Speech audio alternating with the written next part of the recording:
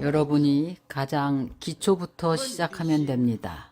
마음이 여기 앉아 있을 때는 마음이 일어나지 않습니다. 그러나 외부에서 어떤 경계상이 있으면 바로 경계상을 따라서 일어납니다.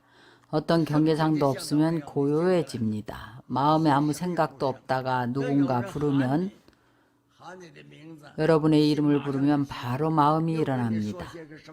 또 무슨 일인가를 이야기하면 바로 마음이 경계를 따라서 바뀝니다. 마음이 경계를 따라서 바뀔 때에 그럼 그 마음은 진짜 마음이 아닙니다. 망심입니다. 허망한 경계를 따라서 바뀝니다. 이 도리는 우리가 지금 몇 마디로 설명한다고 알 수 있는 것이 아닙니다. 그럼 중생이 없습니다. 다 성불했습니다. 이 중간에 수행할 것이 많이 있습니다. 왜냐하면 여래께서 설하신 언어와 문자가 단지 여러분에게 대표적으로 보여주는 하나의 부호일 뿐입니다. 이것을 보고 알고 인식하라는 것입니다. 허망한 지견을 일으켜서는 안 됩니다. 깨달아야 합니다. 무엇을 깨닫는가 하면 무상입니다. 상이 없습니다. 제법이 무상입니다. 제법의 진실입니다. 범소유상, 계시, 허망. 상이 있다면 바로 거짓된 것입니다. 그것은 망가지고 소멸됩니다. 무상이 소멸됩니까? 누가 허공을 소멸시킬 수 있습니까? 바로 이런 뜻입니다. 아는 것이 많을수록 본심과는 거리가 멉니다. 그래서 한 법도 내지 않고 한 생각도 일으키지 않는다고 말합니다. 이러한 중생이 쉽게 본심으로 돌아갈 수 있습니다. 그러나 일체법과 모든 언설이 부처님께서 설한 법은 근기에 맞추어 설한 것입니다. 어떤 근기인가에 따라서 그 법을 설하셨습니다. 그러나 마음을 밝히지 못하면 영원히 성불할 수 없습니다. 반드시 마음을 밝혀야 합니다. 그래서 마음을 밝힌다는 것은 자신을 깨닫는 것입니다. 예를 들면 우리가 금강경을 독송합니다. 금강경은 우리에게 제법의 불생불멸을 관하라고 합니다. 만약 이렇게 관하지 않고 입으로만 염송하고 마음으로 행하지 않는다면 얻을 수 있겠습니까? 부처님께서 우리에게 욕심내지 말고 성내지 말고 어리석지 말라고 하셨습니다. 예를 들어서 말씀드리겠습니다. 누군가 나를 건드리고 욕한다면 머릿속에 내가 없으면 번뇌가 일어나지 않습니다. 장서방, 이서방이라는 거짓 이름이 있으면 자신이 장서방인데 누가 장서방을 욕하면 마음이 불편합니다. 만약 자신이 이서방이라면 장서방을 욕하든지 말든지 아무 상관이 없습니다. 바로 이런 뜻입니다. 만약 여러분에게 상이 없으면 어떤 상도 없으면 그럼 일체에 대해 다 집착하지 않습니다.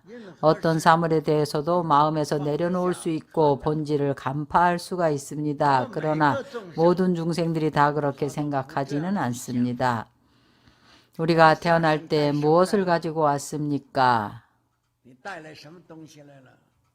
어머니가 나를 출산하실 때에 아무것도 없었습니다. 우리가 죽은 후에는 현재는 화장을 합니다. 불로 태워버리고 나면 어떤 것이 나입니까? 아직 무엇이 있습니까? 태어날 때 아무것도 가져오지 않았고 죽을 때도 아무것도 가지고 가지 못합니다. 아무것도 내가 아닙니다. 이 도리는 아주 간단합니다. 알겠습니까? 사람들이 다 압니다. 이 도리는 아주 간단합니다. 사람들이 다 압니다. 그런데 왜 사람들이 내려놓지를 못할까요? 이 중간에 망심이 하나 있어서 마음을 쉬지 못하는 겁니다. 그래서 일체 사물에 대해서 반드시 깊이 이해해야 합니다. 항상 관을 해야 합니다. 우리가 사용하는 언어 가운데에서 어떤 물건을 말하든지 간에 전부 나의라고 합니다. 가정의 권속이든 일체 물질이든 전부 나의 것입니다. 중간에 반드시 의라는 어조사를 넣습니다. 소유격 어조사를 넣는데요. 왜 그럴까요? 왜냐하면 내가 아니기 때문입니다. 나의라는 것은 다 내가 아닙니다. 나이라는 것에 속하는 겁니다. 나이라는 것은 내가 아닙니다. 뭐뭐의 그 글자를 없애버리면 내가 어디에 있습니까? 나의 눈, 나의 귀, 나의 머리, 나의 몸. 이 몸을 떠나서 내가 어디에 있습니까? 이것은 나의 무엇입니다. 그럼 나는 어디에 있습니까?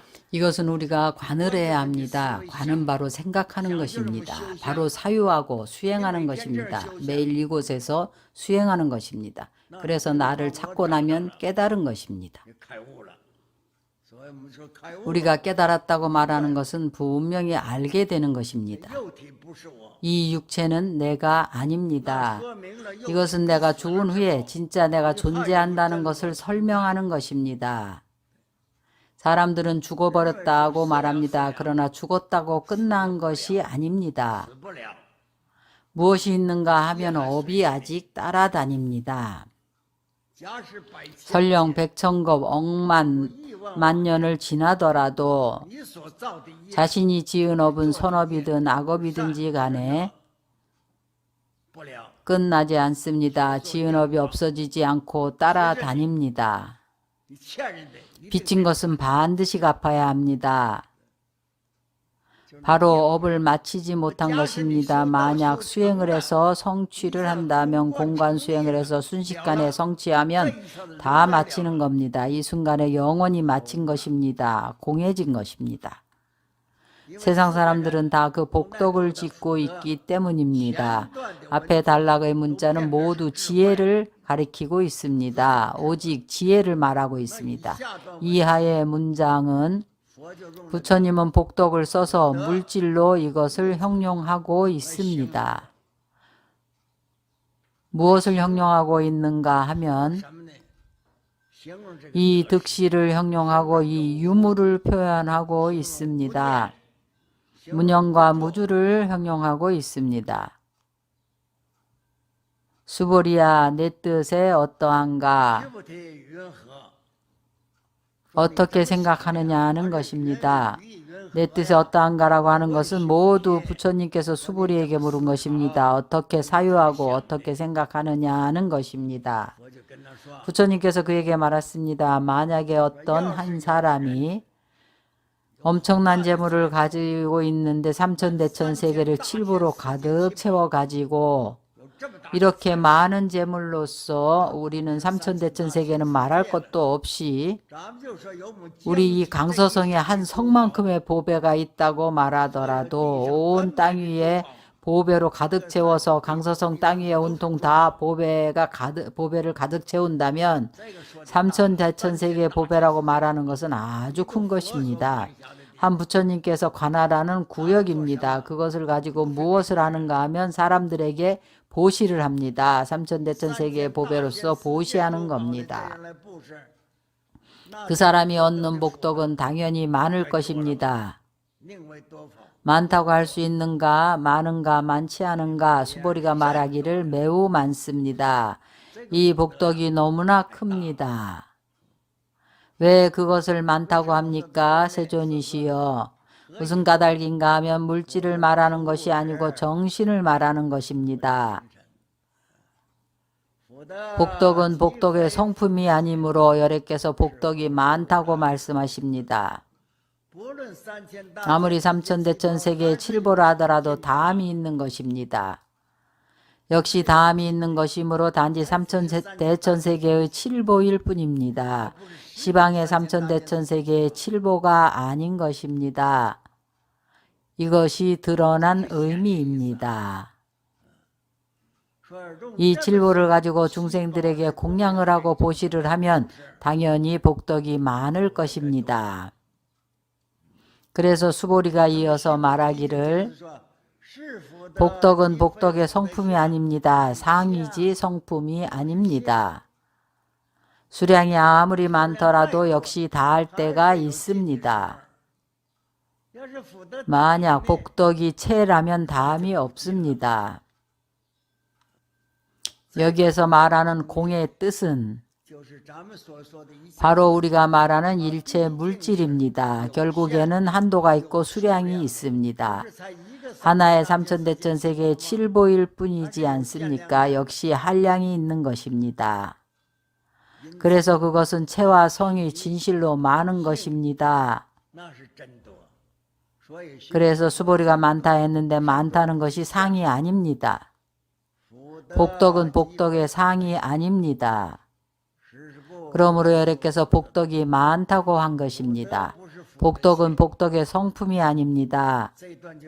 이 단락에서는 우리에게 알려줍니다. 반야의 지혜는 무궁무진한 것입니다. 수보리는 지혜로서 대답을 한 것입니다. 부처님은 상으로서 설하신 것입니다. 상이 있는 것은 다 다함이 있습니다. 만약 우리가 무의를 증득하면 그 복덕은 무궁무진합니다. 일체유의법은 다함이 있습니다.